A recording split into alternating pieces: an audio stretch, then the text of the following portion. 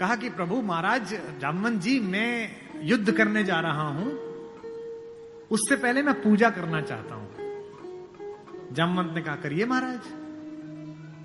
तो बोले मेरे आराध्य तो शंकर हैं, शंकर राम की पूजा करते हैं और राम शंकर की पूजा करते हैं। इस कहानी से बड़ा समन्वय किसी का नहीं हो सकता। जामवंत ने कहा पूजा कर लीजिए महाराज। बोले मुझे एक ऐसा पंडित चाहिए जो शैव हो, शिव को मानने वाला, और मैं वैष्णव हूं तो वैष्णव भी हो। उन्होंने कहा कि इस जंगल में, इस युद्ध क्षेत्र में ऐसा कोई पंडित कहां मिलेगा भगवान। तो उन्होंने कहा पूजा कैसे होगी फिर। तो जामवंत ने कहा एक पंडित मेरे ध्यान में है, पर वो आपका पुरोहित बनेगा नहीं। बोले कौन। बोले पुलस्त मुनि का नाथी महारथी रावण, वो शिव का भक्त है और वैष्णव भी है, उससे करा लीजिए। सोचिए जिसको हराने जा रहे हैं उससे पूजा। राम ने जामवंत से कहा कि महाराज पूछ के तो आइए, अगर महापंडित रावण आज्ञा दे दें इस यज्ञ के लिए तो मैं कर लूं। रावण को पता चला कि जामवंत बुलाने आए हैं। रावण ने अपने सैनिकों से कहा कि जैसे ही दादा जामवंत आए कोई उनसे प्रश्न ना करे, उन्हें बस महल का मार्ग दिखा दे, हाथ जोड़ के सब चरण छुएं। जामवंत पहुंचे, रावण किले के द्वार पर चरण छूने आया, कहा कि पितामह मैं आपको प्रणाम करता हूं, मैं धन्य हुआ कि आप पधारे। जामवंत ने कहा कि मैं बहुत प्रसन्न हुआ तुम्हारी अतिथि सेवा देखकर।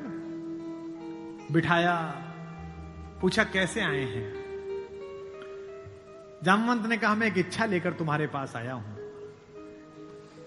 एक मेरे साथ 2 जजमान हैं, वो एक यज्ञ करना चाहते हैं युद्ध शुरू करने के लिए। उन्हें एक ऐसे पंडित की आवश्यकता है जो शैव भी हो और वैष्णव भी। तुमसे अधिक गुणी व्यक्ति तो पृथ्वी पर नहीं है, क्या उनका पुरोहित बन सकोगे। क्या पूछा रावण ने, पहला क्या करैक्टर है। वाह। रावण ने कहा जहां तक मुझे सूचना है आपके दोनों यजमान अयोध्या के निर्वासित राजकुमार राम और लक्ष्मण तो नहीं है। जामवंत ने कहा हां दशरथ, वे ही दोनों हैं, क्या आप स्वीकार करेंगे। उसने हां ना नहीं करी, फिर बोला क्या उनके यज्ञ का उद्देश्य लंका विजय। जामवंत ने कहा हां उनका यही उद्देश्य है, क्या आप स्वीकार करेंगे।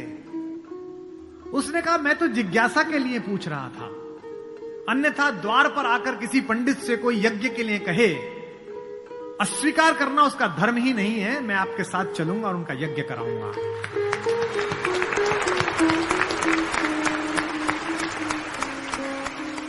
जामवंत ने कहा कि क्या मुहूर्त निकला।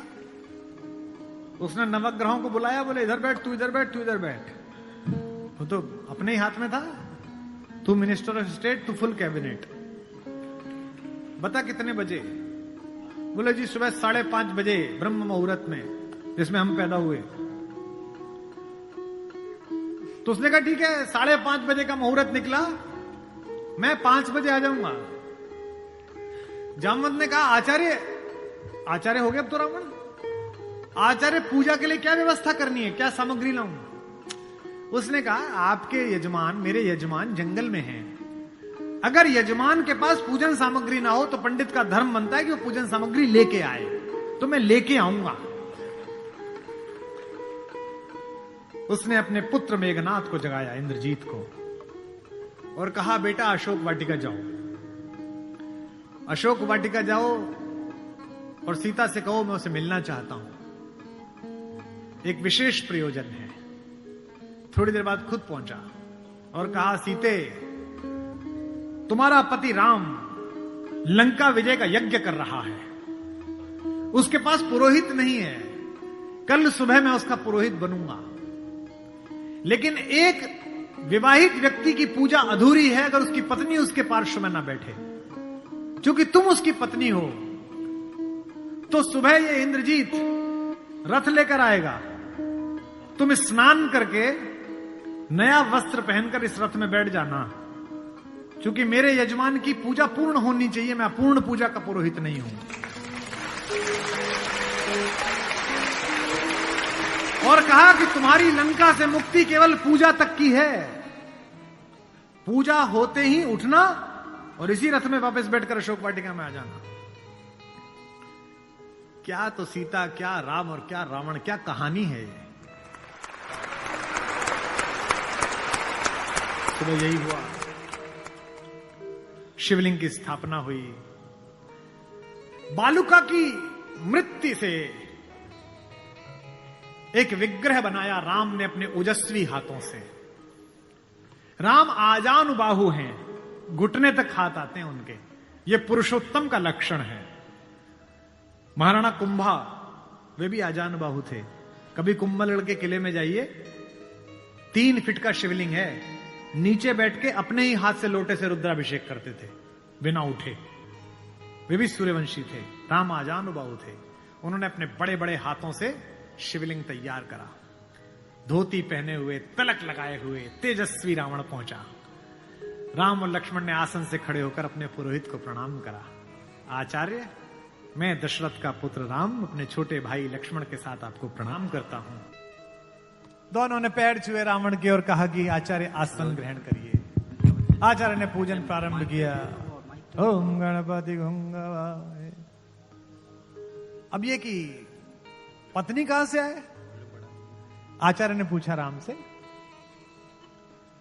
मेरे यजमान विवाहित है?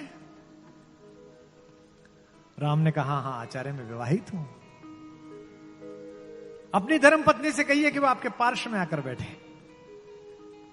राम ने कहा आचार्य मेरी धर्म पत्नी मेरे साथ नहीं है। तो जामवंत ने कहा आचार्य पूजा कैसे होगी? बोले पितामह मैंने आपसे कहा था कि किसी यजमान के पास अगर सामग्री किसी भी तरह की पूरी ना हो, कोई व्यवस्था पूरी ना हो, तो आचार्य का धर्म है कि वो पूरी व्यवस्था बना के लाए। बेटा इंद्रजीत, यजमान की पत्नी को उनके पार्श्व में स्थापित करो। अपहरण गई हुई मां हमारी जगत जननी भारतेश्वरी पार्श्व में बैठी। पूजन प्रारंभ हुआ, सारी अर्चना हुई और पूजन के बाद रावण ने कहा कि मैं आप दोनों यजमानों को आशीर्वाद देता हूं कि आप दोनों जिस संकल्प के कारण ये पूजा कर रहे हैं, आज सारे देवता उपस्थित होकर आपके संकल्प को पूर्ण करें। मैं आशीर्वाद देता हूं। हमारे गांव में गीत गाया जाता था, बना पुरोहित रामचंद्र का जय का वर दे आया। जब चलने लगे तो राम ने पूछा, बोले आचार्य दक्षिणा? तो आचार्य हंसा। बोला त्रैलोक्य की संपदा आपके आचार्य के पास है, कुबेर का रथ आपके आचार्य के पास है, ऐसे में मेरा वनवासी मुझे क्या दक्षिणा देगा मेरा यजमान? तो राम ने कहा कि मैं रघुवंशी हूं, दक्षिणा के बिना पूजा कराना मेरे लिए निष्फल हो जाएगा, आप दक्षिणा तो मांगिए।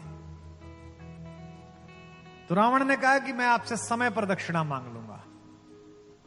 राम ने कहा उस समय में देने योग्य बचा या ना बचा? आचार्य बता तो दीजिए कि दक्षिणा क्या है। आचार्य ने दक्षिणा मांगी, उस पर रावण को भी राम की तरफ से प्रेम भेजा जा सकता है। आचार्य ने कहा मेरी दक्षिणा यही है कि आचार्य का जब अंतिम समय आए तब दोनों यजमान मेरे सामने उपस्थित रहें।